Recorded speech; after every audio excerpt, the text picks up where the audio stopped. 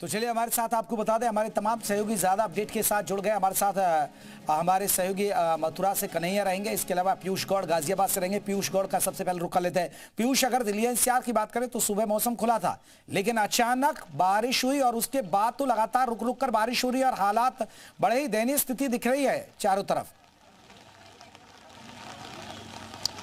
देखिए बिल्कुल जेपी, आपको बता दूं गाजियाबाद में आज सुबह से रुक रुक कर बारिश पड़ रही है। ऐसे में जहां सड़कों हाईवे पर पानी जमा हुआ दिखाई दे रहा है, वाहन पानी में से चलने को मजबूर है। वहीं गाजियाबाद के लोनी इलाके की तस्वीरें मैं आपके साथ साझा कर। हमारी रिपोर्ट देखिए। चलिए पीयूष अपनी बात रखिएगा। लगभग यहाँ पर बन चुके हैं, ये मकान आपको आधे डूबे हुए नजर आ रहे हैं।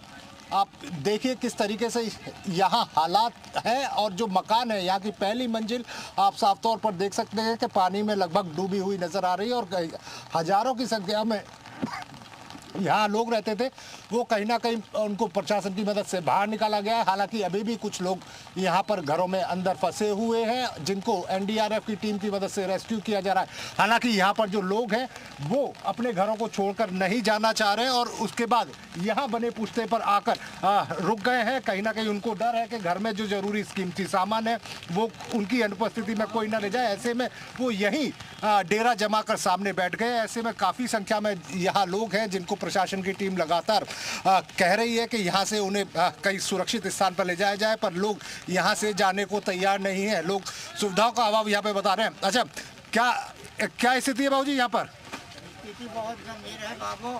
हाँ, अरे गंभीर स्थिति है, यहाँ रहने के ठिकाने नहीं है। हमको पूरी मकान एक मंजिल तो डूब गया। अच्छा। पूरी सामान संपत्ति उसी में रह गया। अब क्या क्या सामान तंद है?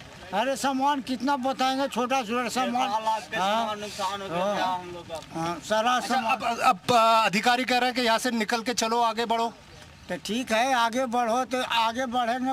पूरी सामान तो अभी उसी में पड़ा हुआ है। अच्छा, चोरी ना हो जाए यहाँ? हाँ, ऐसे ना कि चोरी लेके भाग जाए। अरे कितना चोरी लेके चला गया, कितना सामान। देखिए साफ तौर पर जो बात जेपी मैं कह रहा था कि लोगों को अंदेशा है कि उनका जो कीमती सामान है जो घरों में है वो कहीं कोई चुरा के ना ले जा रहा, इसी अंदेशे के चलते लोग यहीं जो एक बार फिर इस इलाके के बारे में बताइए, थोड़ा सा इलाके के बारे में एक बार फिर से बताइए हमारे दर्शकों को।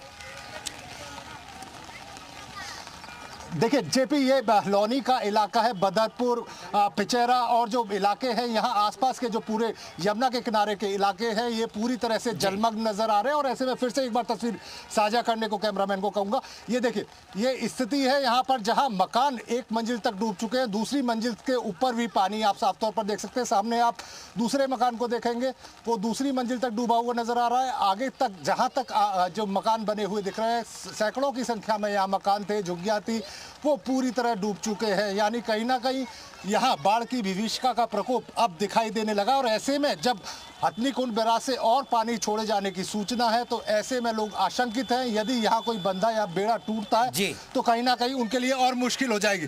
देखिए कैसे यहाँ समय काट रहे हैं लोग, एक बार बातचीत करके देखते हैं। अच्छा, यहाँ कैसे रह रहे हैं बेटा? यहाँ पे देखिए बच्चे हैं, किसी तरीके से यहाँ पर बहुत मुश्किल है क्योंकि यमुना का जलस्तर लगातार बढ़ रहा है जिसकी वजह से बाढ़ के हालात है और कई मकान डूब चुके हैं। हम तस्वीरों में देख रहे हैं। लौटेंगे कन्हैया का रुख कर लेते हैं। कन्हैया, मथुरा की तस्वीर किस तरह की है? क्योंकि लगातार दिल्ली एनसीआर में तो बारिश हो रही है और यमुना का जलस्तर भी बढ़ा बताया जा रहा है। मथुरा और कई वृंदावन वाले इलाकों में भी जल भराव की स्थिति हो गई है। बिल्कुल जेपी, और मथुरा में क्योंकि खासतौर पर लाखों श्रद्धालु वृंदावन मथुरा आते हैं और आप देखिए ये वृंदावन के दृश्य हम आपको दिखा रहे हैं परिक्रमा मार्ग के। आप देखिए सुबह से परिक्रमा लगातार चल रही है क्योंकि एकादशी का दिन है।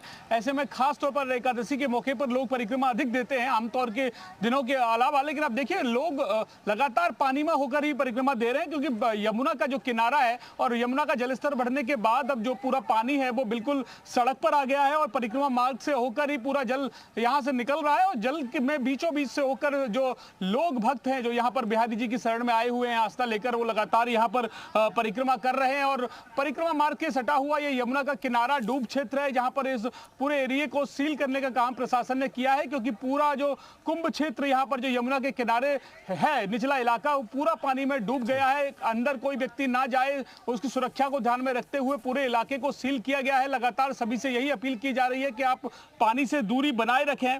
लेकिन एक बात यह है कि जब 2023 2023 में जब पानी आया था तो पूरा परिक्रमा मार्ग तो जलमग्न हो ही गया था, आबादी क्षेत्र है वहां भी पानी चला गया था। तो जिला प्रशासन भी उसी तैयारी में है कि जो 2023 में जिस तरीके से बाढ़ के हालात हुए थे उसी व्यवस्थाओं को देखते हुए प्रशासन के अधिकारी भी अपनी व्यवस्थाओं में लगे हुए हैं। सभी लोगों से जिलाधिकारी ने अपील किया कि वो परिक्रमा मार्ग से थोड़ा दूरी बनाएं, क्योंकि परिक्रमा में जल का स्तर है धीरे धीरे बढ़ रहा है। तमाम लोग भी हैं, इनसे भी बात करते हैं। कहाँ से आप लोग आए हैं? हम जिला बदायूं से आए हैं। तो क्या स्थिति है, परिक्रमा कर रहे हैं आप लोग? परिक्रमा कर रहे हैं साहब और लगा रहे हैं। जलमग्न हो गए, लोगों को दफ्तर पहुंचना है, दफ्तर से निकलना है, कोई अपने किसी काम से निकला है लेकिन कोई भी समय पर पहुंच नहीं पा रहा है। इसी बीच हमें जो बड़ी खबर मिल रही है वो आपको बता दें, यमुना का जल स्तर अपने खतरे के निशान से 2 मीटर ऊपर उठ गया है। लेकिन ये खबर मैं आपको बताऊंगी, उससे पहले ये 2 तस्वीरें हम आपको दिखाना चाहते हैं कि किस तरीके से यमुना एक तरफ खतरे के निशान के ऊपर बह रही है और दूसरी तरफ दिल्ली एनसीआर में होती है बारिश लोगों के लिए मुसीबत का सबब बन गई है। तो चलिए हमारी सहयोगी भी दिखा रहे थे मथुरा से कन्हैया। भूपेश का रुख कर लेते, ग्रेटर नोएडा से हमारे साथ जुड़े हैं। भूपेश, ग्रेटर नोएडा की बात करें तो यमुना यहाँ से भी गुजरती है और बताया जा रहा है कि यमुना का जलस्तर बढ़ गया है। और बारिश के क्या हालात है अभी, क्योंकि यहाँ नोएडा के अंदर तो भारी बारिश हो रही है।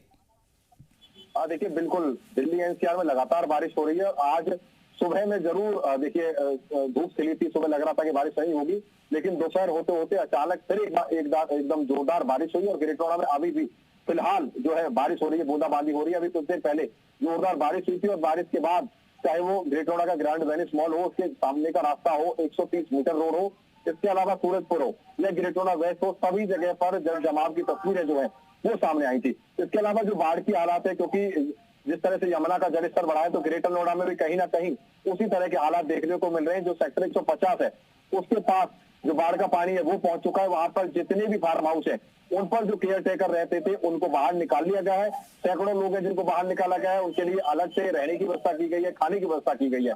तो अगर मैं इस समय बताऊं तो देखिए इस समय भी लगातार जो है ग्रेटर नोएडा के परी चौक पर मैं मौजूद हूँ और यहाँ पर बारिश हो रही है। बारिश के बाद जो मौसम है वो अलग तरह का हो, जैसा मौसम जनवरी फरवरी में होता है, जैसे धुंध छाई रहती है पूरा दिन, ऐसी धुंध यहाँ पर नजर आ रही है। जो दिन का मौसम है, अभी जो है समय करीब 4 बजे हुए हैं, लेकिन मौसम ऐसा हो रहा है जो सर्दियों में रहता था, धुंध छाई रहती थी, फॉग रहता था, इस तरह का मौसम यहाँ देखने को मिल रहा है। एकदम नजारा बिल्कुल बदल चुका है, क्योंकि लगातार बारिश हो रही है। बारिश के चलते जो हालात है वो लगातार बदल रहे हैं और जगह जगह पर जल जमाव हो रहा है। अब ऐसे में प्रशासन के लिए भी लगातार ये चुनौती बन रहा है, क्योंकि लगातार बारिश होने से जो जल निकासी है वो जल निकासी सही तरीके से नहीं हो पाती है और इसी का खामियाजा लोगों को भुगतना पड़ता है। जो लगातार बारिश होती रहती है, बारिश की वजह से परेशानी होती है।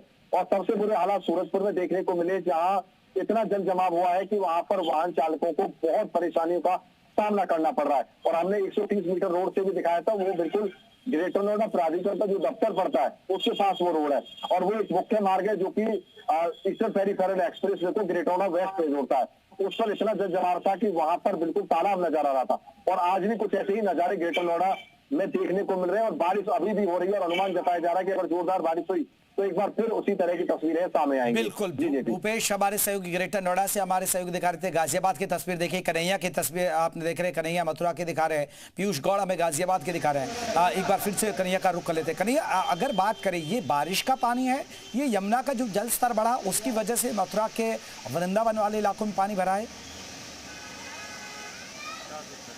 देखिए जी भी आमतौर पर बारिश जो आती है वो वृंदावन या मथुरा की जो मिट्टी है, वो जमीन है, वो ऐसी है कि बारिश को सोख लेती है, उतना पानी सड़कों पर दिखाई नहीं देता।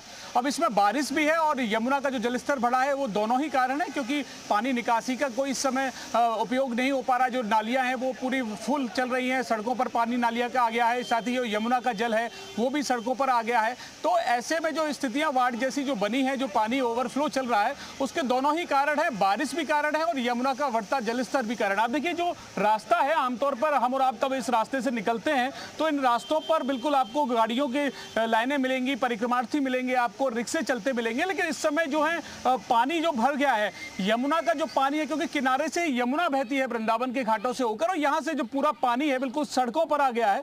इसकी वजह से स्थिति यह हो गई है कि पानी बीच सड़क पर रुक गया है और धीरे धीरे जल के स्तर में बढ़ोतरी हो रही है। प्रशासन भी सभी से यही कह रहा है कि आप दूरी बनाए रखें। कई लोग भी लगाए हुए हैं प्रशासन की तरफ से। जी, चलिए बहुत बहुत शुक्रिया तमाम सहयोगियों का।